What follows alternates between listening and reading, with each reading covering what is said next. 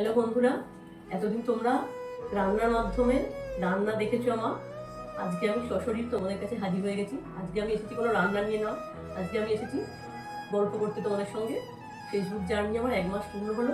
তোমাদের সকলকে, বড়দের আমার প্রণাম, ছোটদের আমার খুব খুব খুব ভালোবাসা। তোমরা এভাবেই আমার পাশে থেকো। আর রান্নাটা আমার ভীষণ ভীষণ প্রিয় একটা জায়গা।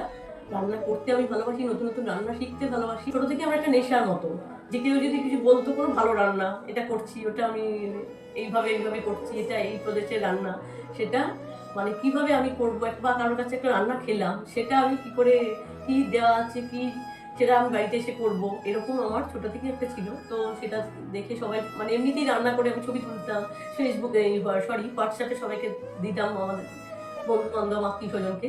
তখন তারা বললো যে সত্যি তুই রান্নাটা এত ভালোবাসিস, তাহলে তুই একটা পেজ কর। সবার ভালোবাসায় আমি সেটাই করলাম। অনেক দিন ধরে ভাবছিলাম, সমাজ ধরেই ভাবছিলাম করবো করবো করবো, কিন্তু একটু আতঙ্কে ছিলাম। এমনি একটা রান্না, তোমরা আমাকে, আমি যাতে এটা নিয়ে এগিয়ে যেতে পারি, তোমরা এভাবে আমার সাথে থেকো।